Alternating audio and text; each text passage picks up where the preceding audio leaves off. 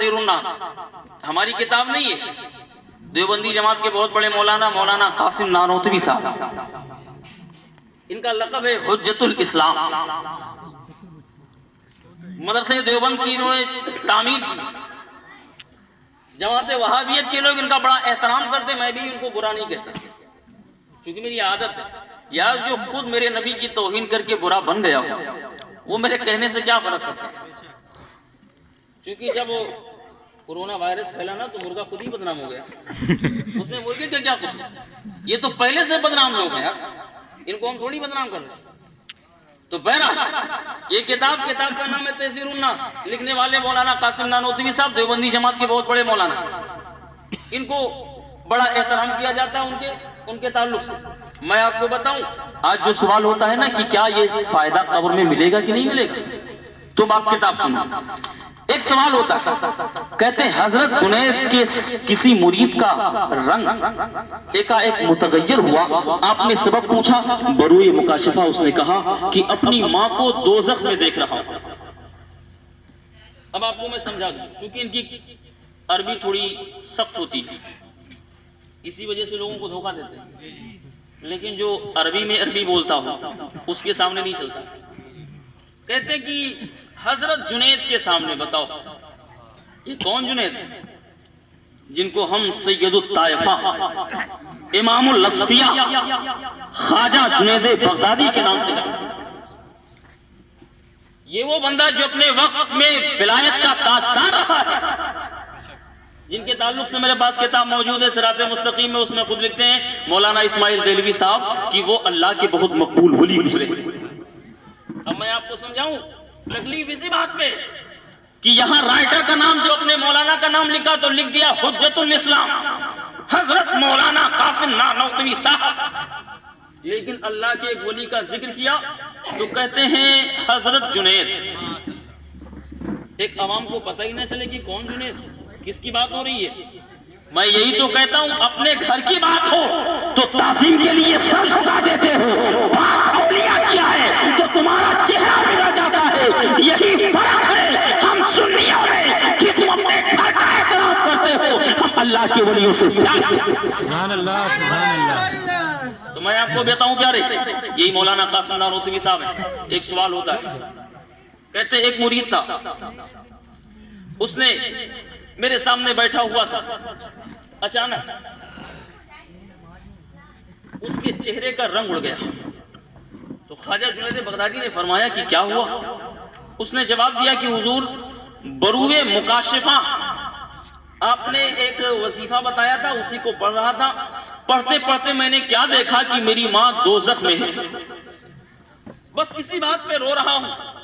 تو خواجہ جنید بغدادی نے کبھی 1,75,000 کلمہ پڑھا تھا، فرماتے میں نے دل ہی دل میں اس کے ماں کے نام سے بخش دیا، بخشنا تھا اور میں نے بتایا بھی نہیں، اتنے میں روتے روتے وہ ہنس پڑا۔ میں نے کہا ابھی رو کر پھر ہنسنا کیا؟ کہتا حضور اب دیکھ رہا ہوں تو میری ماں جنت میں نظر آ رہی ہے۔ سبحان اللہ سبحان اللہ۔ تو مطلب یہ اس میں دو عقیدہ بنتا ہے، چونکہ دیکھو کتاب ہماری نہیں، مسلک وہابیت کی بہت بڑے امام کی کتاب ہے۔ پہلی بات تو یہ کہ مولانا قاسم نانوتوی صاحب خود لکھتے ہیں کہ خواجہ جنید بغدادی کا ایک مرید ہو، وظیفہ پڑھ لے تو دنیا میں بیٹھ کر وہ جنت و دوزخ دیکھتا ہے۔ پہلی بات تو چونکہ عقیدہ کتاب آپ کی ہے، میرے گھر کی کتاب نہیں ہے، ایک وظیفہ پڑھے، اللہ کے ایک ولی کی بارگاہ میں بیٹھ جائے تو جنت و دوزخ میں دیکھے کہ کون ہے۔ تو میں بتاؤں پیارے، اگر تمہارے مولانا کے نزدیک ایک دنیا دار دنیا میں بیٹھ کر وہ جنت و دوزخ دیکھ سکتا ہے تو کیا میرا نبی مدینے میں رہ کر ہم غلاموں کو نہیں دیکھتے؟ سبحان اللہ سبحان اللہ۔ لہذا دوسری بات، کہتے میں نے دل ہی دل میں اس کے ماں کے نام پر 1,75,000 کا بھی کلمہ پڑھا تھا، میں نے بخش دیا۔ میں نے کیا دیکھا کہ وہ خوش ہو گیا، میں نے پوچھا بیٹا وجہ کیا ہے؟ کہتا حضور میں اب دیکھ رہا ہوں تو میری ماں جنت میں ہے۔ تو اب مولانا قاسم نانوتوی صاحب آگے لکھتے ہیں، کہتے ہیں کہ دراصل عرض کیا جنت میں دیکھتا ہوں، سو اس پر آپ نے فرمایا کہ اس جوان کے مکاشفہ کی صحت تو مجھ کو حدیث سے معلوم ہوئی، اس کا مطلب یہ کہ حدیث میں بھی ہے کہ ثواب اگر کیا جائے تو پہنچ جائے۔ بے شک سبحان یار وہ نادان مولوی جو کہتا ہے کہ ثواب نہیں پہنچتا، ابے تیرے باپ دادا کہتے ہیں کہ حدیث میں ہے کہ اگر کسی کو بخش دیا جائے تو ثواب پہنچ جائے۔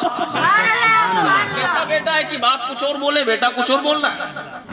بدنام کرتے ہو جماعت وہابیت کو۔ یار وہ بھی تو اپنے حل میں صحیح ہے، وہ کہتا حدیث سے معلوم ہوئی کہ ثواب پہنچتا ہے، اور آج انہی کے ناجائز اولاد۔ اللہ خیر فرمائے۔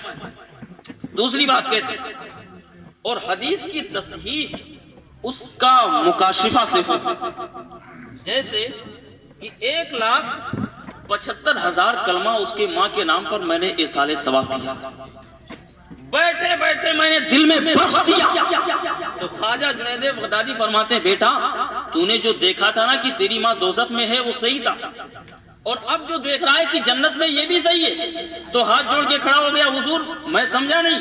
کہا تیری ماں اب تک دوزخ میں تھی، لیکن میں نے جو کلمہ پڑھ رکھا تھا نا وہ تیری ماں کے نام سے میں نے فاتحہ پڑھ دیا ہے، ایصال ثواب کر دیا ہے، لہٰذا بخشنا تھا کہ اللہ نے اس کلمے کی برکت سے تیری ماں کو بخش کر اسے جنت الفردوس عطا فرما دیا ہے۔ تو میں کہتا ہوں پیارے، کتاب آپ کے گھر کی ہے، رائٹر آپ کا ہے، مولانا قاسم نانوتوی جب خود کہتے ہیں کہ اگر کسی کے نام پر کلمہ پڑھ کر ایصال ثواب کر دیا جائے بندہ جہنم میں ہو تو جنت میں پہنچ جاتا ہے۔